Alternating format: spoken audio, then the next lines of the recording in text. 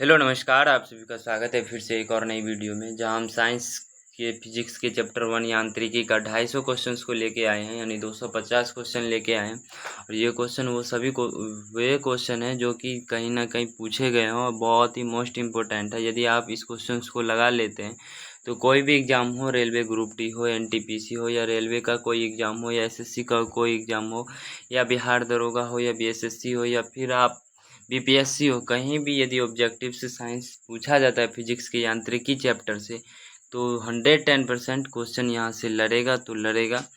और मैं गारंटी के साथ ये दावा कर सकता हूँ कि प्रश्न, यदि आरआरबी ग्रुप डी की तैयारी कर रहे हैं आप, तो प्रश्न यहीं से ज़रूर आएंगे। तो चलिए शुरू करते हैं। और ये प्रश्न हम 10 से 15 सेकंड में क्वेश्चन भी पढ़ेंगे और 15 सेकंड के अंदर आंसर भी लगाएंगे। तो ये बहुत ही रैपिड फायर रिवीजन होने वाला है। यदि आप पढ़ चुके हैं तो रिवीजन होने वाला है, जिसे ने नहीं पढ़ा है उनके लिए भी बहुत ज़्यादा कारगर होगा। तो चलिए शुरू करते हैं।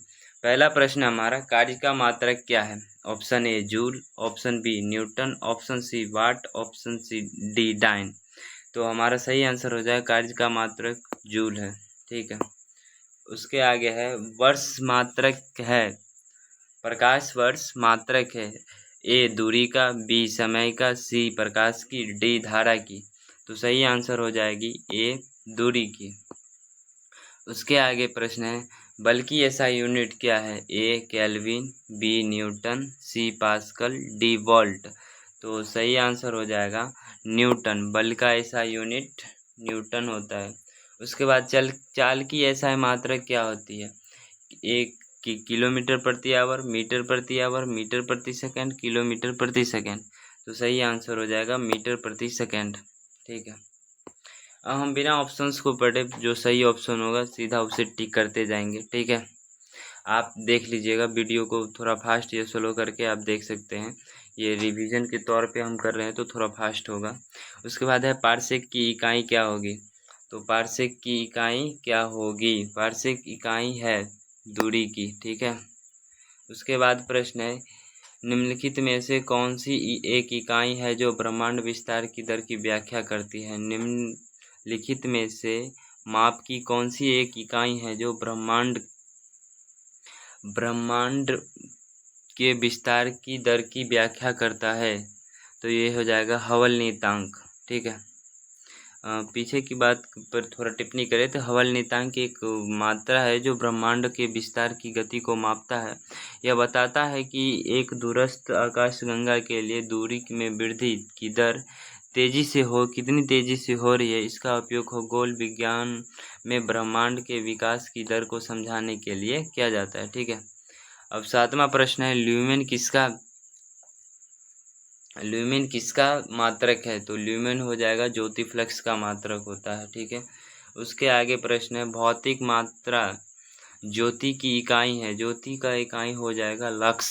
ज्योति किसकी इकाई है? तो लक्स। उसके बाद है, पास्कल इकाई है। पास्कल का आप सभी जानते होंगे, यदि पढ़े होंगे तो पास्कल दाब की इकाई है। ठीक है। ये आरआरबी असम में पूछा गया है। उसके आगे प्रश्न है, कैंडला मात्रक है। कैंडला हो जाएगा, कैंडला ये ज्योति तीव्रता की मात्रक है। कैंडला ज्योति तीव्रता की मात्रक है। ठीक है। उसके बाद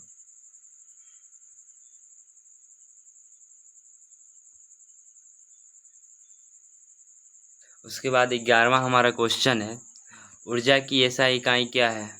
तो ऊर्जा की एसआई इकाई क्या है, आप सब बताएंगे। ऊर्जा की एसआई इकाई हो जाएगा जूल, जो कि कार्य की भी एसआई इकाई है। ठीक है। कार्य या ऊर्जा की एक व्युत्पन्न इकाई मतलब वो जूल ही होता है। ठीक है।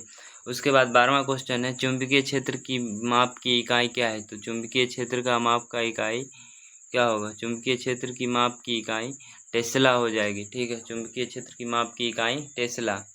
उसके बाद हर्ट्ज क्या मापने की यूनिट है? तो हर्ट्ज क्या मापता है? हर्ट्ज तरंगों की आवृत्ति को मापता है। हर्ट्ज तरंगों की आवृत्ति को मापता है। उसके बाद 14वां क्वेश्चन है, विद्युत मात्रा की इकाई है। विद्युत मात्रा की इकाई है एम्पियर। विद्युत की इकाई क्या हो जाएगी? एम्पियर।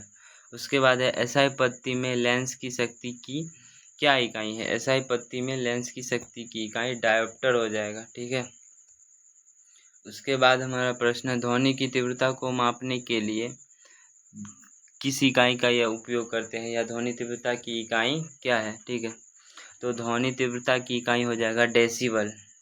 ठीक, उसके आगे प्रश्न है विद्युत धारा को डैश नामक इकाई द्वारा व्यक्त किया जाता है। तो विद्युत धारा को हम एम्पियर के थ्रू, किसके थ्रू, एम्पियर के थ्रू हम व्यक्त करते हैं। ठीक है, विद्युत आवेश की एसआई इकाई क्या है, विद्युत आवेश का एसआई इकाई हो जाएगा कूलाम।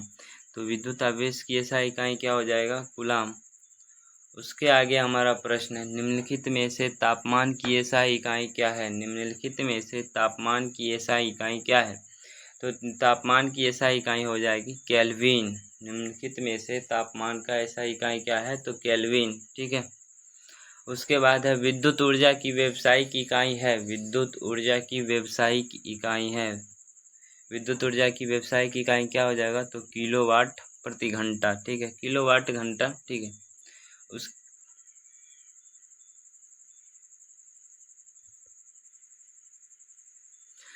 उसके आगे हमारा 21वां प्रश्न है संवेग का एसआई मात्रक क्या होता है, संवेग का एसआई मात्रक क्या होता है, तो केजी मीटर प्रति सेकेंड।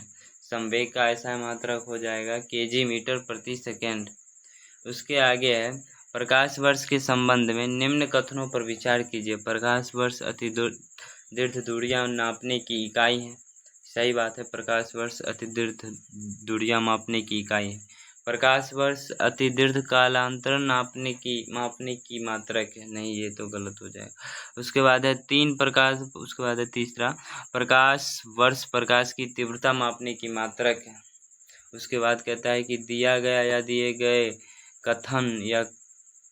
कथन कौन सही है, मतलब कौन से कथन सही है, तो केवल एक होगा कि प्रकाश वर्ष अति दीर्घ दूरियां मापने की इकाई है। ठीक है, उसके आगे हमारा प्रश्न है निम्नलिखित में से कौन सा ऊर्जा का मात्रक नहीं है, निम्नलिखित में से कौन सा ऊर्जा का मात्रक नहीं है, तो केजी मीटर प्रति सेकेंड स्क्वायर।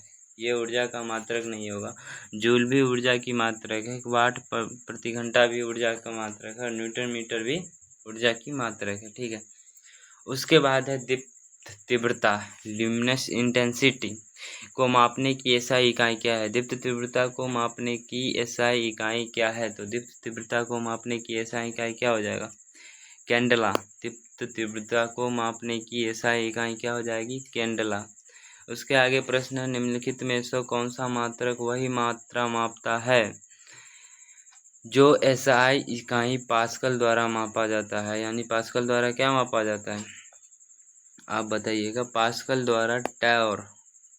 तो पास्कल दाब की एसआई इकाई है जो कि इसे एक नए टॉर प्रतिवर्ग के रूप में परिभाषित किया जाता है। इसका उपयोग गैसों के द्वारा द्रवों के दबाव को मापने के लिए किया जाता है। ठीक है, आप इसे रोक के पढ़ सकते हैं। उसके बाद हमारा 26 नंबर क्वेश्चन है निम्न में ऊष्मागतिकी तापमान की इकाई एसआई इकाई क्या है, निम्न में से ऊष्मागतिकी यानी थर्मोडायनामिक तापमान की एसआई इकाई क्या है, आप बताइएगा। थर्मोडायनामिक की एसआई इकाई फ़ारेनहाइट क्या होगी, केल्विन। निम्न ऊष्मागतिकी के तापमान का एसआई इकाई क्या होगा, केल्विन। उसके आगे हमारा प्रश्न है किए गए कार्य की इकाई क्या है, किया गया कार्य की इकाई क्या होगा, जूल। उसके आगे प्रश्न है त्वरण ज्ञात करने का सही सूत्र क्या है, त्वरण ज्ञात करने का सही सूत्र क्या है, यानी A बराबर V minus you by T. उसके बाद 29 नंबर क्वेश्चन है त्वरण की एसआई मात्रक क्या है, त्वरण की एसआई मात्रक क्या है, त्वरण की एसआई मात्रक हो जाएगा मीटर प्रति सेकंड स्क्वायर। उसके आगे प्रश्न है सूची 1 को सूची 2 के साथ सुमेलित कीजिए। ठीक है, 30 नंबर क्वेश्चन है सूची 1 को सूची 2 के साथ सुमेलित कीजिए, यानी उच्च वेग को किससे, ये इकाई दिया गया है, उच्च वेग को किससे मापते हैं, तो मैक से। ये दूसरा यानी ए का 1, A1 किस में है, तो बी और सी में। उसके बाद हम दूसरा देखते हैं तो बी तरंगदैर्घ्य को हम किससे मापते हैं, एंगस्ट्रम से। उसके बाद दाब को पास्कल से। ये तो C3 और D4 यानी सी आंसर हमारा हो जाएगा। ठीक है,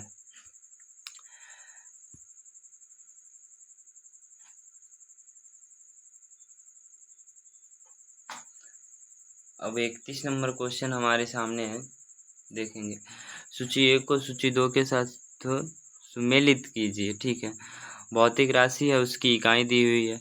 तो हमारा प्रश्न है कि दूरी को हम किससे, प्रकाश वर्ष यानी ए का 3, A3 किस में है, यानी ए और बी में, यानी ए बी में से ही कोई आंसर होगा।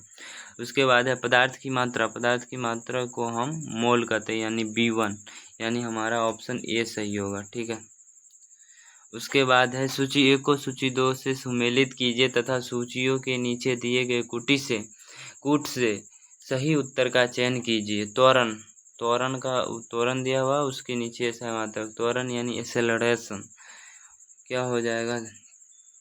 तो त्वरण को हम किससे मापते हैं, मीटर प्रति सेकंड। त्वरण का ऐसा मात्रक क्या होता है, मीटर प्रति सेकंड स्क्वायर। बल का हो जाएगा न्यूटन, यानी A4B3 किस में है, यानी ऑप्शन डी में, तो यानी हमारा सही आंसर हो जाएगा डी। उसके बाद 33 नंबर क्वेश्चन है, प्लांक के अचर में किसका आयाम होता है। प्लांक के अचर में किसका आयाम होता है, तो प्लांक के अचर में किसका आयाम होता है, कोणीय गति की। ठीक है, यहाँ आप समझ सकते हैं प्लांक के अचर का प्लांक का अचर का आयाम कोणीय गति होता है। इसका मान 6.63 × 10⁻³ जूल प्रति सेकंड होता है और यह क्वांटम भौतिकी में महत्वपूर्ण भूमिका निभाता है। इसका उपयोग ऊर्जा और आवृत्ति के संबंध को समझाने में किया जाता है। ठीक है, उसके बाद 34 नंबर क्वेश्चन है, एक लड़की झूले पर बैठी स्थिति में झूला झूल रही है। उस लड़की को खड़ा हो जाने पर दोलन आवर्त काल में क्या होगा, कम हो जाएगा, अधिक हो जाएगा, लड़की की ऊंचाई पर निर्भर करेगा और परिवर्तित रहेगा।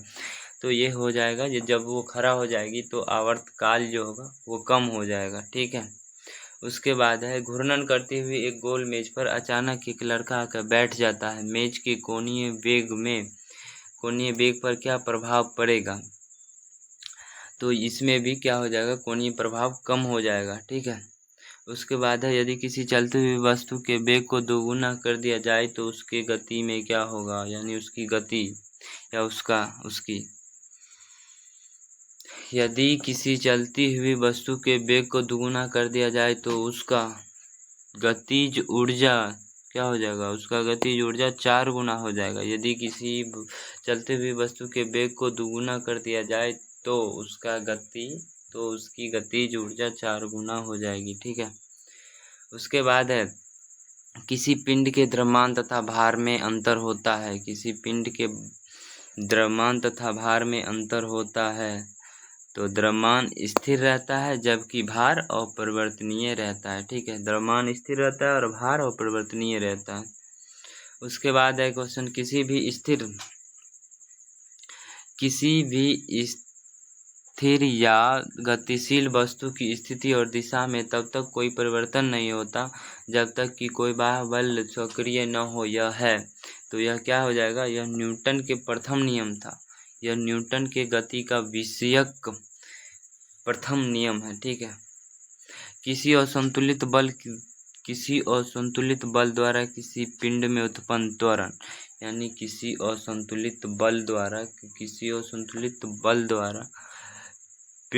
किसी पिंड में उत्पन्न त्वरण बल के अनुक्रमानुपाती होता है। ठीक है, किसी असंतुलित बल द्वारा किसी पिंड में उत्पन्न त्वरण बल के अनुक्रमानुपाती होता है। ठीक है, उसके बाद है, न्यूटन के गति के तीसरे नियम के अनुसार क्रिया तथा प्रतिक्रिया से संबंध बल।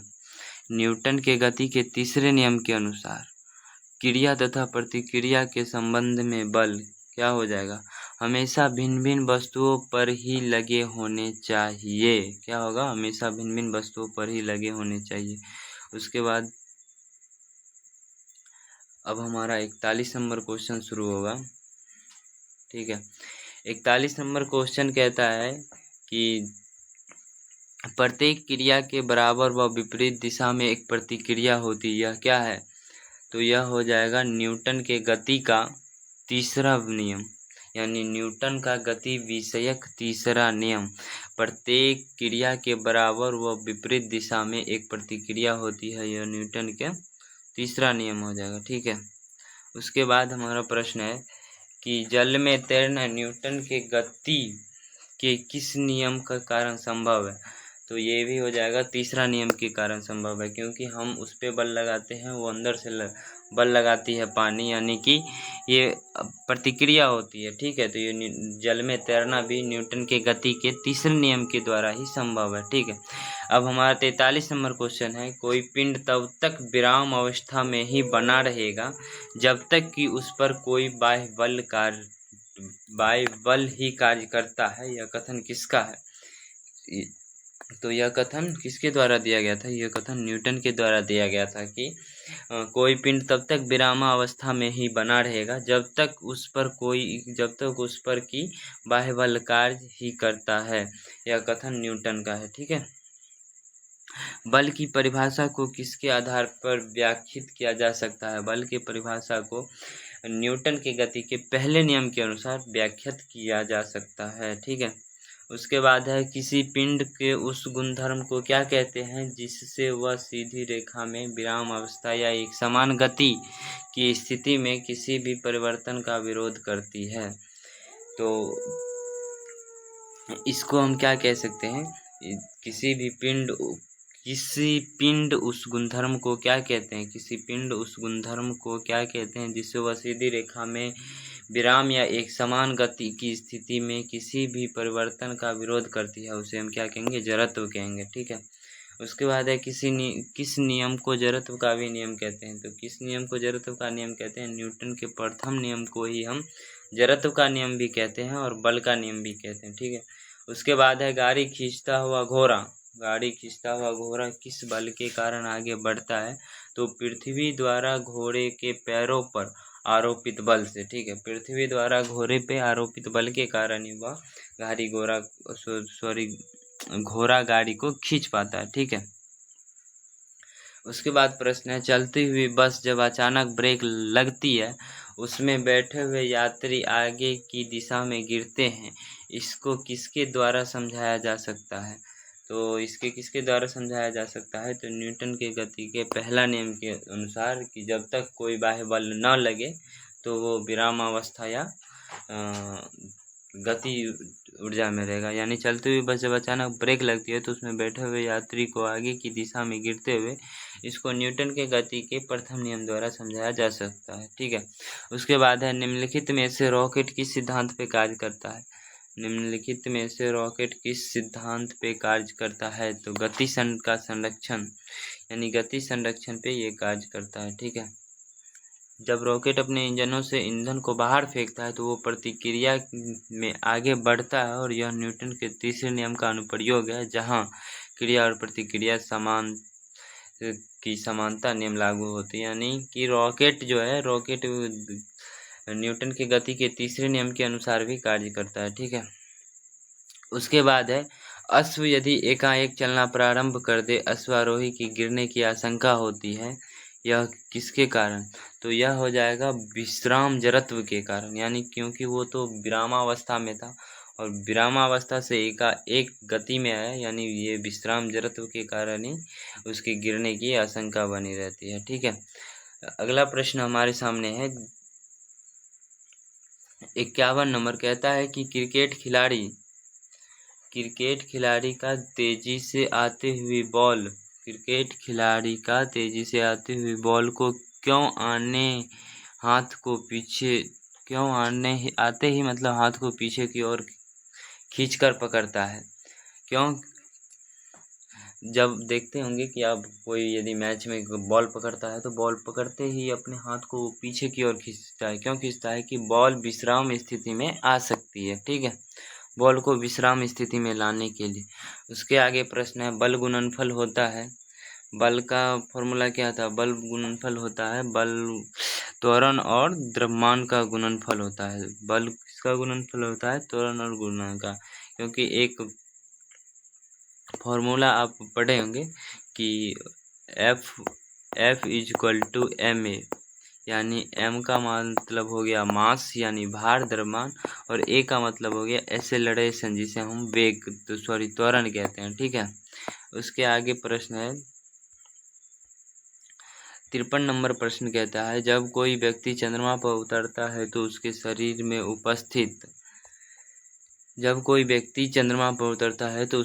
में उपस्थित भार घट जाता है तथा मात्रा अपरिवर्तित रहती है। ठीक है, यानी भार अपरिवर्तनीय रहता है जबकि मात्रा अपरिवर्तित होता है। ठीक है, यदि हम भूमध्य रेखा से ध्रुवों की ओर जाते हैं तो जी का मान क्या होगा? जी का मान क्या होता है? ध्रुवों की ओर जाने से जी का मान बढ़ता है। ठीक है, उसके आगे प्रश्न है, शरीर का वजन जब जी का मान ध्रुवों पर बढ़ता है तो शरीर का भी वजन क्या होगा? ध्रुवों पर अधिकतम होता है। ठीक है, उसके बाद है, व्यक्ति पर पृथ्वी की सतह की तुलना में चंद्रमा की सतह की तुलना पर अधिक ऊंचा, मतलब ऊंचा क्यों उछल सकता है? क्योंकि गुरुत्वाकर्षण बल के कारण, यानी कि चंद्रमा में गुरुत्वाकर्षण के कारण त्वरण पृथ्वी की तुलना में कम होता है, इसी कारण वह व्यक्ति ज़्यादा ऊंचाइयों तक उछल सकता है। उसके बाद है, 20 kg के वजन पर 20 kg के वजन को जमीन के ऊपर 1 मीटर पर की ऊंचाई पर पकड़े रखने के लिए किया गया कार्य होगा। यानी कि यदि वो 20 kg का वजन है और उसे उठा के रखता है तो वो कितना कार्य करेगा? ये अभी आपने एक फॉर्मूला पढ़ा है, अभी पढ़ा कि मतलब कार्य बराबर क्या होता है? फोर्स F बराबर ma होता है ना। तो यहाँ हो जाएगा 0। ठीक है, शून्य बल कार्य करेगा। वो कितना कार्य करेगा? शून्य बल कार्य करेगा। ठीक है, उसके आगे प्रश्न है, यदि धरती की घूमने की गति बढ़ा दी जाए तो भूमध्य रेखा पर पिंड का वजन होगा। यदि धरती को घूमने की गति बढ़ा दी जाए तो भूमध्य रेखा पर पिंड का वजन क्या होगा? यदि धरती को घूमने की गति बढ़ा दी जाए तो पिंड का वजन क्या होगा? घट जाएगा, पिंड का वजन घट जाएगा। उसके बाद है, पहाड़ी पर चढ़ता एक व्यक्ति आगे की ओर झुक जाता है क्योंकि स्थायित्व बढ़ाने के लिए, यानी वो कि अपने शरीर को संतुलन बना सके और सही से मतलब चल सके। ठीक है, उसके बाद है, पीसा की ऐतिहासिक मीनार तिरछी होते हुए भी नहीं गिरती है। पीसा की ऐतिहासिक मीनार तिरछी होते हुए भी नहीं गिरती है, क्यों नहीं गिरती है? क्योंकि इसके गुरुत्व केंद्र से जाने वाली ऊर्ध्वाधर रेखा, यानी ऑप्शन है ऊर्ध्वाधर रेखा, आधार से होकर जाती है। यदि ऊर्ध्वाधर रेखा गुरुत्व केंद्र से होकर जाने वाली ऊर्ध्वाधर रेखा यदि आधार से जाएगी तो कोई भी वस्तु नहीं गिरेगा, यानी यही कारण है कि नहीं गिरता है। ठीक है, अगला प्रश्न हमारे सामने होगा 61 नंबर क्वेश्चन। 61 प्रश्न कहता है कि जाड़े की रातों में अत्यधिक ठंड पड़ने पर पानी का पाइप फट जाता है क्योंकि जमने के बाद पानी का घनत्व कम हो जाता है, जमने के बाद पानी कठोर हो जाता है अतः कठोरता पाइप तोड़ देता है, जमने के बाद पानी का आयतन बढ़ जाता है। तो हमारा ऑप्शन सी सही होगा, जमने के बाद पानी का आयतन बढ़ जाता है। यही कारण है कि जाड़े के महीने में पानी की पाइप फट जाती है। ठीक है, 62 नंबर क्वेश्चन कहता है, पानी से भरी डाट लगी बोतल जमने पर टूट जाती है।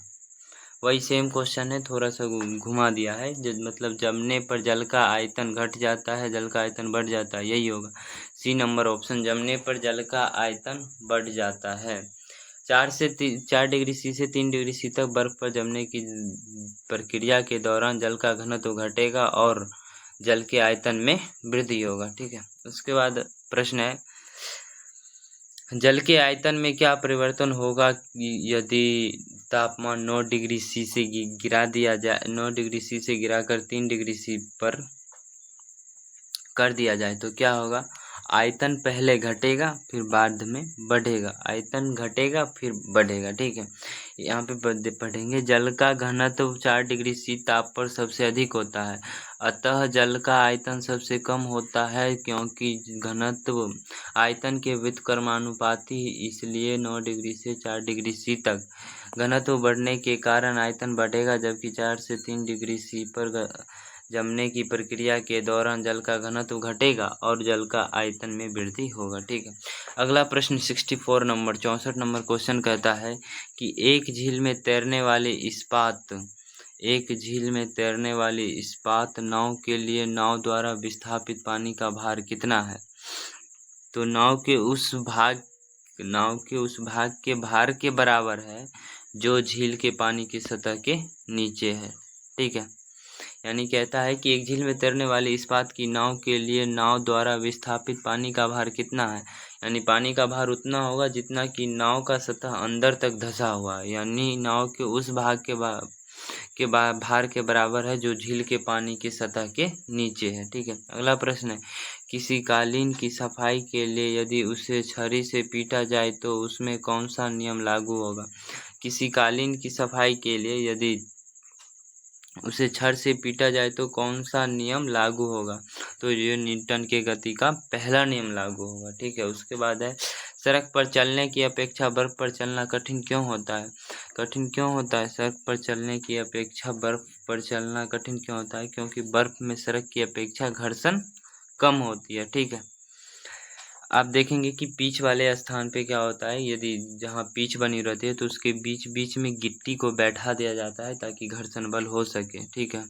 तो यही कारण है कि बर्फ़ पे घर्षण बल कम होने के कारण चलने में कठिनाई होती है। उसके बाद है, रोड़ी युक्त सड़क पर की तुलना में बर्फ़ पर चलना कठिन होता है क्योंकि बर्फ़ मुलायम एवं स्पंजी होता है जबकि रोड़ी कठोर होता है। ये नहीं होगा, सॉरी मैं तो लगा नहीं रहा था, लग गया। पैर तथा बर्फ के मध्य घर्षण बल रोड़ी एवं पैर के मध्य घर्षण बल की तुलना में कम होता है। ठीक है। अगला प्रश्न है, लकड़ी के बेलनाकार पात्र को खींचने की जगह लुढ़काना आसान क्यों होता है। लकड़ी के पात्र को खींचने के बजाय लुढ़काना आसान क्यों होता है। क्योंकि लुढ़कन अवस्था घर्षण बल फिसलन अवस्था के घर्षण बल की तुलना में कम होता है। ठीक है।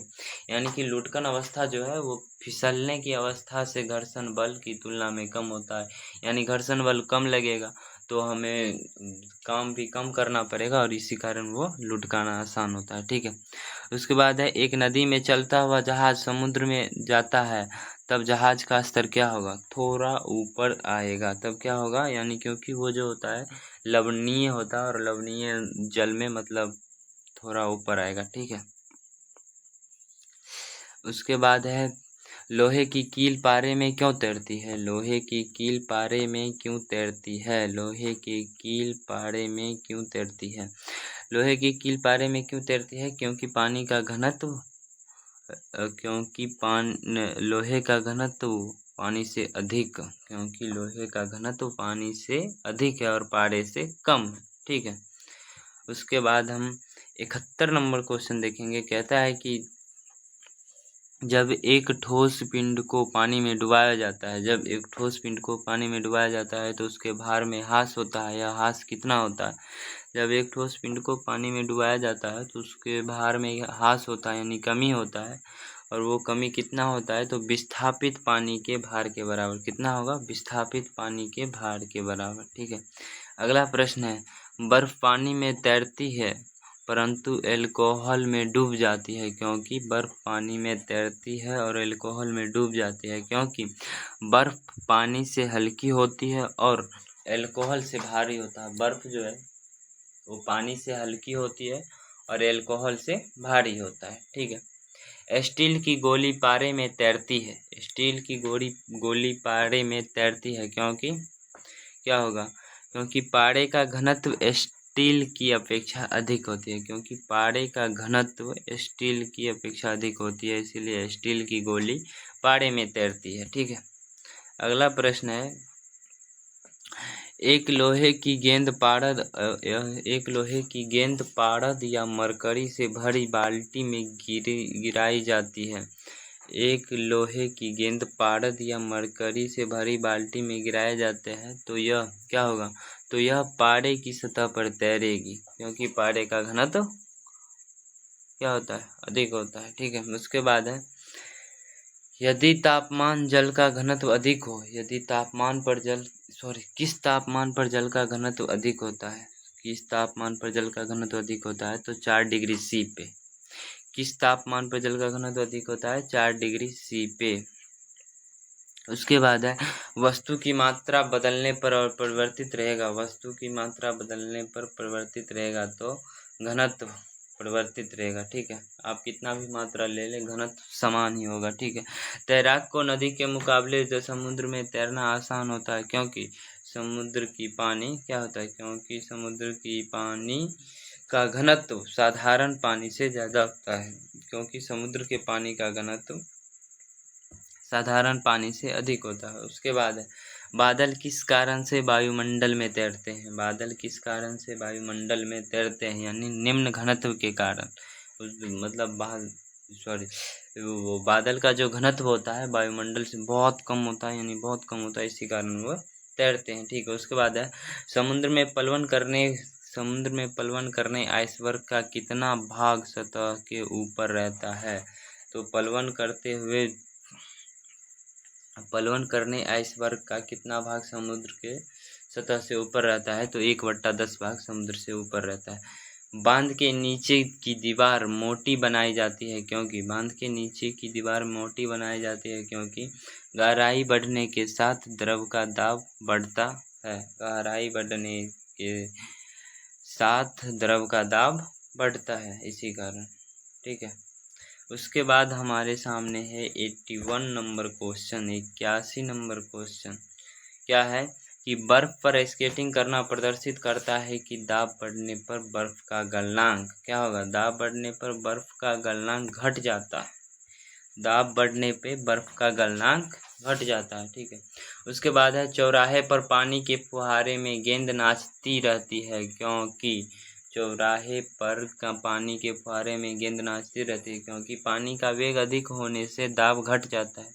क्योंकि पानी का वेग अधिक होने से दाब घट जाता है। उसके बाद प्रश्न है भारी हिमखंड शीत की अपेक्षा निचले तल से पिघलता है क्योंकि भारी हिमखंड शीर्ष की अपेक्षा निचले तल से पिघलता है क्योंकि निचले तल का दाब अधिक होने के कारण गलनांक घट जाता है। निचले तल का दाब अधिक होने के कारण गलनांक घट जाता है। ऑप्शन बी हमारा आंसर होगा। दलदल में फंसे व्यक्ति को लेट जाने की सलाह दी जाती है क्योंकि क्षेत्रफल अधिक होने पर दाब क्या हो जाएगा? क्षेत्रफल अधिक होने पे दाब कम जाता है। क्षेत्रफल अधिक होने से दाब कम जाता है। ठीक है, उसके बाद है बर्फ के दो टुकड़ों को आपस में दबाने पर टुकड़े आपस में चिपक जाते हैं क्योंकि बर्फ के टुकड़े को आपस में दबाने से टुकड़े आपस में चिपक जाते हैं क्योंकि दाब अधिक होने से बर्फ का गलनांक घट जाता है। क्योंकि दाब अधिक होने से बर्फ का गलनांक घट जाता है। अगला प्रश्न है प्रायः तेज आंधी आने पर फूस या टीन की हल्की छतें उड़ जाती है क्यों उड़ जाता है? क्योंकि छत के ऊपर बहने वाली उच्च वेग की वायु छत के सतह पर दाब उत्पन्न करती देती है तथा छत के नीचे दाब सामान्य रहता है। यही कारण है कि हल्की फुल्की छतें उड़ जाती है। उसके बाद है रेल की पटरी के नीचे लकड़ी या कंक्रीट की चौड़ी पट्टियां लगाई जाती है जिससे कि वह रेलगाड़ी द्वारा लगाया गया दाब को कम हो जाए। यानी रेलगाड़ी द्वारा लगाया गया दाब कम हो जाए। ठीक है, अगला प्रश्न है पहाड़ों पर कभी कभी व्यक्तियों के नाक व मुंह से खून निकलने लगता है क्योंकि ऊंचाई बढ़ने के साथ साथ दाब घट जाता है। क्योंकि ऊंचाई बढ़ने के साथ दाब घट जाता है, यही कारण है कि पहाड़ों पर कभी कभी व्यक्तियों के नाक व मुंह से खून निकलने लगता है। अगला प्रश्न है हवाई जहाज में फाउंटेन पेन से स्याही बाहर निकल आती है क्योंकि हवाई जहाज में से फाउंटेन पेन से स्याही बाहर निकल आती है क्योंकि ऊंचाई बढ़ने से वायु दाब में कमी आती है। ऊंचाई बढ़ने से वायु दाब में क्या होती है? कमी आती है। ठीक है, अगला प्रश्न है यदि पृथ्वी का द्रव्यमान वही रहे और त्रिज्या 1% कम हो जाए, यदि पृथ्वी का द्रव्यमान वही रहे और त्रिज्या 1% कम हो जाए तब पृथ्वी का जी का मान क्या होगा? तब पृथ्वी के जी का मान में 2% बढ़ जाएगा। ठीक है, यानी 1% वो कम हो जाएगा तो ये 2% बढ़ जाएगी। ठीक है, अगला प्रश्न 91 नंबर हमारे सामने खुल के आ रहा है। कहता है कि ऊंचाई की जगहों पर पानी 100 डिग्री के नीचे के तापमान पर क्यों उबलता है। यानी ऊंचाई वाली जगहों पर, यानी पहाड़ों पे 100 डिग्री के नीचे के तापमान पर पानी क्यों उबलता है। क्योंकि वायुमंडलीय दाब कम होता है, अतः उबलने की बिंदु नीचे आ जाते हैं। ठीक है। अगला प्रश्न है, साबुन के बुलबुले के अंदर का दाब वायुमंडलीय दाब से अधिक होता है। साबुन के बुलबुले के अंदर का दाब वायुमंडलीय दाब से अधिक होता है। अगला प्रश्न है, हम दलदली सड़क पर क्यों फिसलते हैं। क्योंकि घर्षण की कमी होती है, इसी कारण। ठीक है। अगला प्रश्न है, जब बैरोमीटर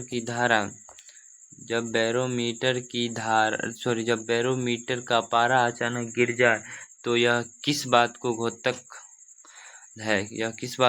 यानी बैरोमीटर की यदि पारा घट जाए तो यह मतलब है कि आंधी का झंझावात की संभावना, आंधी आएगी। ठीक है। अगला प्रश्न है, हाइड्रोजन से भरा हुआ पॉलीथीन का एक गुब्बारा पृथ्वी के तल से छोड़ा जाता है वायुमंडल के ऊंचाई पर जाने से। यानी हाइड्रोजन से भरा हुआ एक पॉलीथीन का एक गुब्बारा पृथ्वी के तल से छोड़ा जाता है वायुमंडल की ऊंचाई पर जाने से गुब्बारे की अवमाप में वृद्धि होगी। और क्या होगा, गुब्बारे की अवमाप में वृद्धि होगी। अगला प्रश्न है, हम सब 100 के करीब पहुंच चुके हैं। तो अगला प्रश्न है 96 नंबर, समतल की अपेक्षा पर्वतों पर सांस लेना कठिन क्यों होता है। क्योंकि ऊंचाई बढ़ने पर वायु दाब घट जाता है और ऑक्सीजन की आवश्यकता बढ़ जाती है।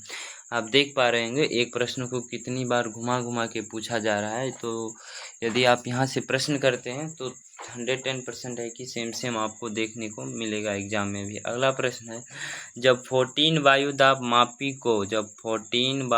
मापी को किसी ऊंचे पर्वत पर ले जाया जाता है तो नलिका में पारा गिर जाता है, क्योंकि वहाँ पर वायुमंडलीय दाब निम्न होता है। जब 14 वायु दाब मापी को किसी ऊंचे पर्वत पर ले जाया जाता है तो नलिका में पारा गिर जाता है, क्योंकि वहाँ पर वायुमंडलीय दाब निम्न होता है। अगला प्रश्न है, उड़ान से पहले हवाई जहाज दौड़ मार्ग पर दौड़ाया जाता।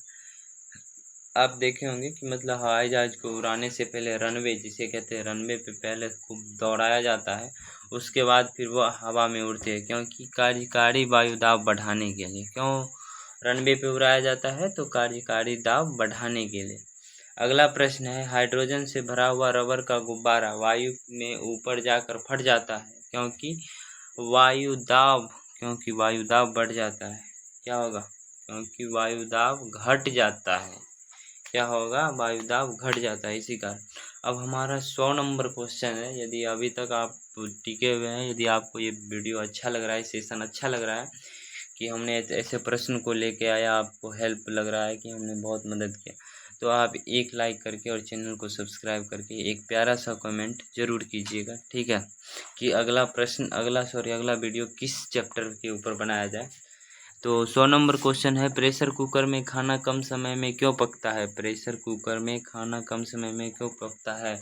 अधिक दाब के कारण उबलते पानी का ताप बढ़ जाता है। अधिक दाब के कारण उबलते दाब बढ़ जाता है, उबलते पानी का ताप बढ़ जाता है। ठीक है। अगला प्रश्न 101 नंबर प्रश्न है। आप लोग वीडियो को लाइक कीजिएगा और चैनल को सब्सक्राइब कीजिएगा। ठीक है, क्योंकि ये बहुत ही मोस्ट इम्पोर्टेंट सेशन रहने वाला है। यदि आप यहाँ से पढ़ के एग्ज़ाम में जाएंगे तो आपको सेम क्वेश्चन, बहुत सारे क्वेश्चन सेम यहाँ से हूबहू कॉपी किया हुआ ही मिलेगा। ठीक है। अगला प्रश्न है, सूर्य पर ऊर्जा का निर्माण होता है। सूर्य पर ऊर्जा का निर्माण होता है किसके द्वारा? नाभिकीय संलयन द्वारा। ठीक है। अगला प्रश्न है, सूर्य की ऊर्जा उत्पन्न होती है। फिर से वही प्रश्न है, घुमा के पूछा गया है, तो नाभिकीय संलयन द्वारा।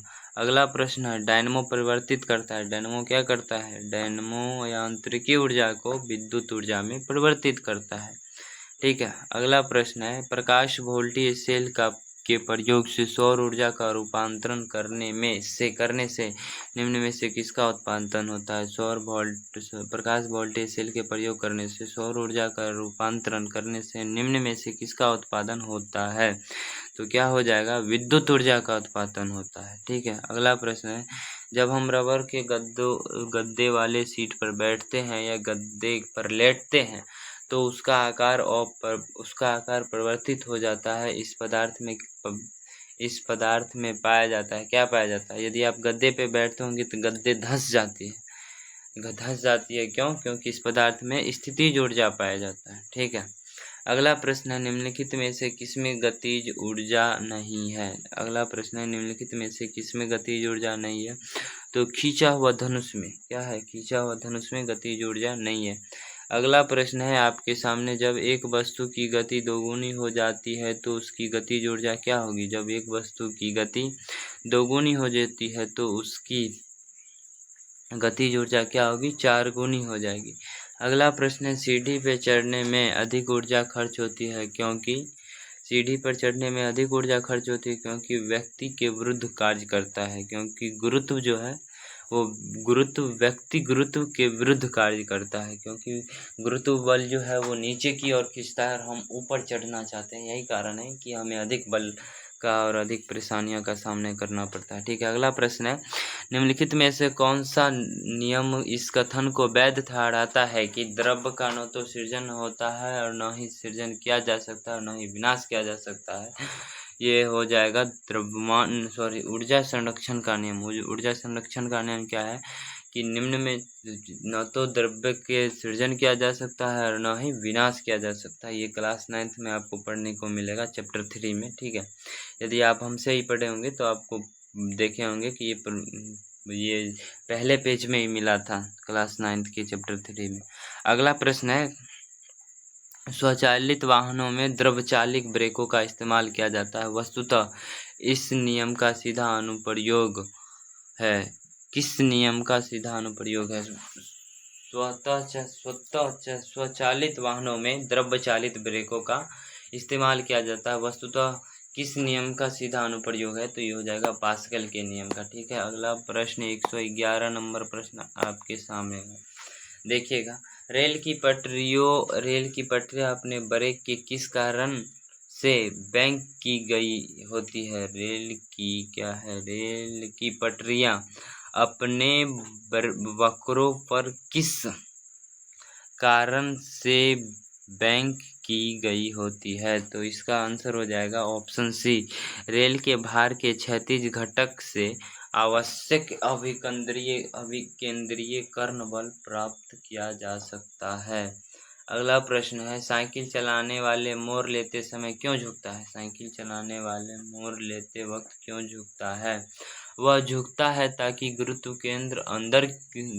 केंद्र आधार के अंदर बना रहे, वह उसे गिरने से बचाएगा। अगला प्रश्न 113 नंबर आपके सामने है, कोई साइकिल सवार किस मोड़ में घूमता है? वह बाहर को और झुकता है, अंदर की ओर झुकता है, आगे की ओर झुकता है और बिल्कुल झुकता है। तो ये क्या होगा? अंदर की ओर झुकता है ना, अंदर की ओर झुकेगा। गलत टिपा गया। उसके बाद है, जब दूध को प्रबल ढंग से मथा जाता है तो उसमें से क्रीम किस कारण से अलग हो जाता है? जब दूध को अच्छी तरीके से मथा जाता है तो उसमें से क्रीम किस कारण से अलग हो जाता है? तो अपकेंद्री बल के कारण अलग हो जाता है। अगला प्रश्न है, जब पानी की बाल्टी काफी तेजी से ऊर्ध्वाधर वृत्त में घुमाई जाती है तब पानी कोबाल्ट से उसकी उच्चतम स्थिति से भी नहीं गिरा सकता है। क्योंकि जब पानी की बाल्टी को आप देखेंगे, जब पानी की बाल्टी को बहुत तेजी से अपने हाथों से घुमाएंगे तो क्या होता है कि नहीं गिरता है। क्यों नहीं गिरता है? क्योंकि अपकेंद्र बल पानी के वजन से अधिक होता है। अगला है, वॉशिंग मशीन का कार्य सिद्धांत है। वॉशिंग मशीन का वॉशिंग मशीन किस सिद्धांत पे कार्य करता है? तो अपकेंद्रण पे कार्य करता है। ठीक है, अगला प्रश्न है, चंद्रमा पर वायुमंडल नहीं होने के क्या कारण है? चंद्रमा पर वायुमंडल नहीं होने के क्या कारण है? इस पर गैस अणुओं का पलायन, वेग उसके वर्ग मध्य, यानी ऑप्शन डी होगा। इस पर गैस अणुओं का पलायन, वेग उसके वर्ग माध्य मूल वेग से कम होता है। ठीक है, अगला प्रश्न है, निम्नलिखित में से क्या रैखिक बल के संरक्षण के आधार पर कार्य करता है? अगला प्रश्न है, निम्नलिखित में से क्या रैखिक बल के संरक्षण के आधार पर कार्य करता है? तो रैखिक बल के संरक्षण के आधार पर कौन कार्य करता है? तो जेट कार्य करता है। ये प्रश्न आप देखेंगे यूपीएससी 2013 में पूछा गया है, यूपीपीसीएस में। ठीक है, 119 नंबर क्वेश्चन अब आपके सामने है, पृथ्वी तल से किस न्यूनतम वेग से प्रतिक्षेपित किया जाए कि कोई रॉकेट पृथ्वी के गुरुत्वाकर्षण को पार करके अंतरिक्ष में चला जाए? तो ये हो जाएगा 11.2 किलोमीटर प्रति सेकेंड के हिसाब से। यदि आप फेंकेंगे 11.2 किलोमीटर प्रति सेकेंड के स्पीड से यदि किसी वस्तु को आप फेंकते हैं तो वो ऐसा समझिए कि वो पृथ्वी के गुरुत्वाकर्षण को पार करके अंतरिक्ष में चला जाएगा। अगला प्रश्न है 120 नंबर, भूस्थिर उपग्रह का आवर्तकाल होता है। भूस्थिर उपग्रह का आवर्तकाल क्या होगा? 24 घंटा। भूस्थिर उपग्रह का आवर्तकाल क्या होता है? तो 24 घंटा होता है। अब आपके सामने खुल के आएगा 121 नंबर क्वेश्चन। 121 कहता है कि किसी पिंड को पृथ्वी से 11.2 किलोमीटर प्रति सेकेंड के वेग से फेंका जाए तो पिंड क्या होगा? पिंड पृथ्वी पर कभी नहीं लौटेगा। ऑप्शन ए ही सही हो जाएगा, पिंड पृथ्वी पर कभी नहीं लौटेगा। अगला प्रश्न है, जब एक पत्थर को चांद की सतह से पृथ्वी पर लाया जाता है, जब एक पत्थर को चांद की सतह से पृथ्वी पर लाया जाए तो इसका भार बदल जाएगा परंतु द्रव्यमान नहीं बदलेगा। इसका भार बदल जाएगा परंतु द्रव्यमान नहीं बदलेगा। अगला प्रश्न है, किसी लिफ्ट में बैठे हुए व्यक्ति को अपना भार कब अधिकतम मालूम पड़ता है? यानी जब कोई व्यक्ति बैठा हुआ है वो लिफ्ट में तो उसका भार सबसे अधिक कब होगा? जब लिफ्ट त्वरित गति से ऊपर जा रही होगी। जब लिफ्ट ऊपर जा रही होगी तो उसे पता चलेगा कि मेरा भार अधिक है। ठीक है, अगला है, पृथ्वी के परितः घूमने वाले कृत्रिम उपग्रह से बाहर गिराई गई गेंद। प्रश्न है कि पृथ्वी के परितः घूमने वाले कृत्रिम उपग्रह के बाहर गिराई गई गेंद पृथ्वी के परितः उपग्रह के समान आवर्तकाल के साथ उसी कक्षा में घूमती रहेगी। ठीक है, अगला प्रश्न है, एक लिफ्ट में किसी व्यक्ति का प्रत्यक्ष भार से कम होता है। एक लिफ्ट में किसी व्यक्ति का प्रत्यक्ष भार से कम होता है जब लिफ्ट जा रही हो कहाँ? नीचे की ओर। ये होनी चाहिए नीचे की ओर, त्वरण के साथ नीचे। ठीक है, अगला प्रश्न है, किसी तुल्यकाली उपग्रह की पृथ्वी की सतह से ऊंचाई लगभग कितनी होती है? किसी तुल्यकाली उपग्रह की पृथ्वी के सतह से ऊंचाई कितनी होती है? तो कितना होगा बताइएगा? 36,000 किलोमीटर होगा। अगला प्रश्न है, टेनिस की गेंद मैदान की अपेक्षा किसी पहाड़ी पर अधिक ऊंचाई क्यों उछलता है? क्योंकि पर्वतों पर पृथ्वी का गुरुत्वीय त्वरण कम होता है। अगला प्रश्न है, यदि पृथ्वी का गुरुत्वाकर्षण बल अचानक लुप्त हो जाए तो निम्नलिखित में से कौन सा परिणाम सही होगा?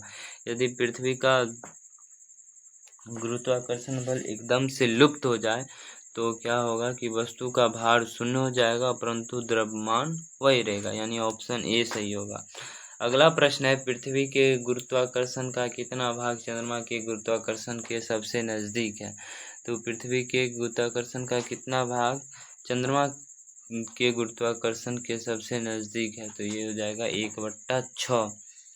अगला प्रश्न है, लोलक की आवर्तकाल क्या है? लोलक की आवर्तकाल क्या है? लोलक की आवर्तकाल हो जाएगी, लोलक की आवर्तकाल क्या है? तो लंबाई के ऊपर निर्भर करता है, ठीक है। लोलक की आवर्तकाल किस पे निर्भर करेगा? लोलक की लंबाई पर, ठीक है। अगला प्रश्न खुल के आएगा हम सबके सामने 131 नंबर। लोलक घड़ी गर्मियों में सुस्त हो जाती है। लोलक घड़ी गर्मियों में सुस्त हो जाती है, क्यों? लोलक घड़ी गर्मियों में सुस्त हो जाती है क्योंकि लोलक की लंबाई बढ़ जाती है, जिससे इसकी इकाई में लगा हुआ समय बढ़ जाता है। किसी सरल लोलक की लंबाई 4% बढ़ा दी जाए तो उसकी आवर्तकाल क्या होगा? किसी लोलक की लंबाई 4% बढ़ा दी जाए तो उसका आवर्तकाल 2% बढ़ जाएगा, ठीक है। अगला प्रश्न है, यदि लोलक की लंबाई 4 गुनी कर दी जाए तो लोलक के झूलने का समय क्या होगा? यदि लोलक की लंबाई 4 गुनी कर दी जाए तो लोलक की झूलने का समय 2 गुना हो जाएगा। आप पीछे के प्रश्न को भी थोड़ा समझेंगे तो यहाँ दिया था 4% बढ़ा था तो वो उसकी समय जो था 2% बढ़ा था। इसी प्रकार यहाँ 4 गुनी होगी तो यहाँ 2 गुना होगा। अगला प्रश्न है, पेंडुलम को चंद्रमा पर ले जाने पर उसकी समय अवधि में क्या होगा? पेंडुलम को चंद्रमा पर ले जाने पर उसकी समय अवधि बढ़ेगी, ठीक है। अगला प्रश्न है, एक कण का द्रव्यमान m तथा संवेग p है, इसकी गतिज ऊर्जा होती है। एक कण का द्रव्यमान m तथा संवेग है, इसका गतिज ऊर्जा क्या हो जाएगा? तो गतिज ऊर्जा हो जाएगा p²/2m, ठीक है। यानी गतिज ऊर्जा का फॉर्मूला होता है, गतिज ऊर्जा हम कहते हैं के बराबर 1/2 mv² होता है, ठीक है। अगला प्रश्न है, हुक का सिद्धांत निम्नलिखित में से किससे संबंधित है? तो हुक का सिद्धांत निम्नलिखित में से किससे संबंधित होगा? तो प्रत्यास्थता से। किससे होगा? प्रत्यास्थता से। तेल की एक बूंद पानी पर फैल जाती है क्योंकि तेल का पृष्ठ तनाव अधिक होता है, क्योंकि तेल का पृष्ठ तनाव अधिक होता है। अगला प्रश्न है, साबुन के द्वारा सतहों को साफ करने का सिद्धांत आधारित है। साबुन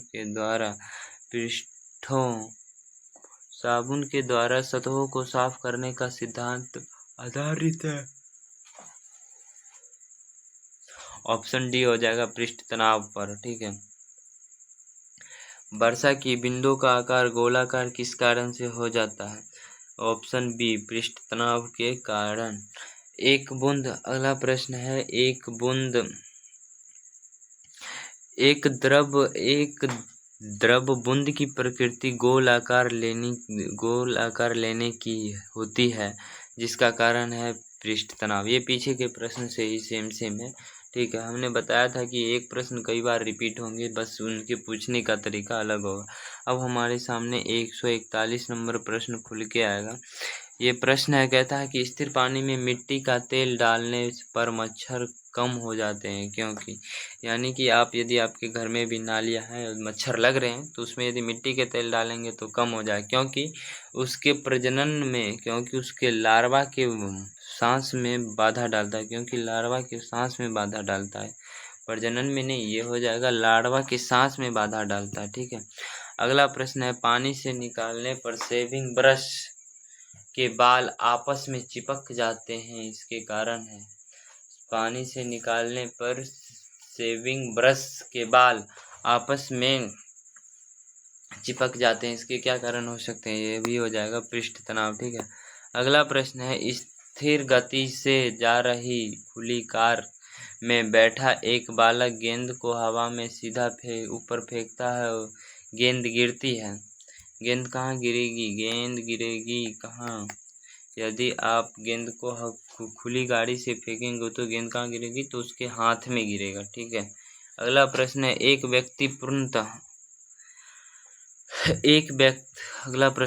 व्यक्ति पूर्णतः चिकने बर्फ के क्षैतिज समतल के मध्य में विराम स्थिति में न्यूटन के किस नियम का उपयोग करके वह अपने आप को तट पर ला सकता है? तो ये हो जाएगा न्यूटन के गति के किस नियम के अनुसार? तो तो तीसरे नियम के अनुसार जब व्यक्ति यानी जड़त्व के कारण लगाएगा जड़त्व। एक व्यक्ति पूर्णतः चिकने बर्फ के क्षैतिज समतल के मध्य में विराम स्थिति में है तो न्यूटन के किस नियम का उपयोग करके आएगा? तो न्यूटन के तीसरे नियम का उपयोग करके आएगा। कपूर के छोटे छोटे टुकड़े जल की सतह पर क्यों नाचते हैं?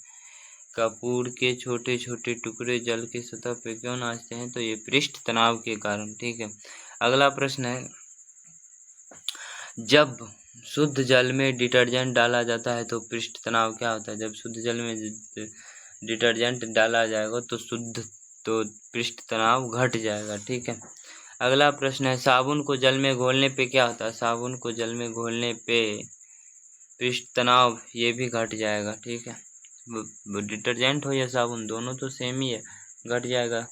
अगला प्रश्न है,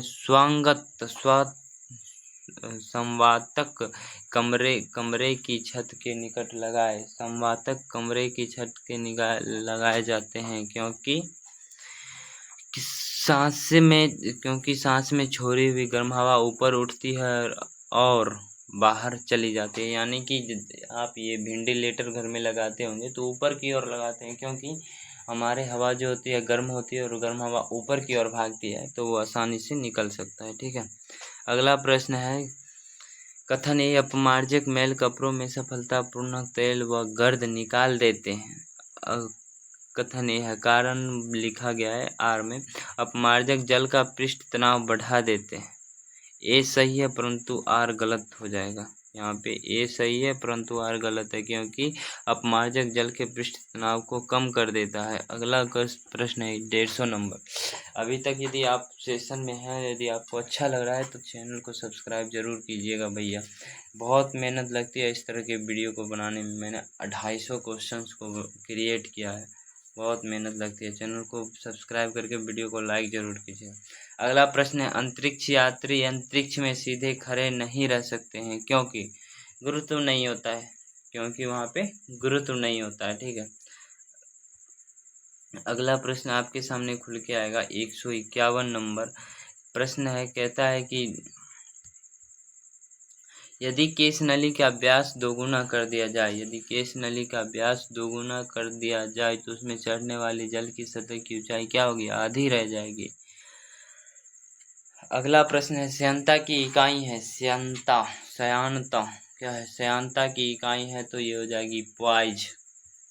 उसके आगे प्रश्न है, जब दो भिन्न भिन्न व्यास के केश नलियों को किसी द्रव में ऊर्ध्वाधर डुबोने पर चढ़े द्रव की ऊंचाई, जब दो भिन्न भिन्न व्यास के केश नलियों को किसी द्रव में ऊर्ध्वाधर डुबोने पर चढ़े द्रव की ऊंचाई क्या होगी? चढ़े द्रव की ऊंचाई कम व्यास वाली केश नली में अधिक होगा, कम व्यास वाली केश नली में अधिक होगा।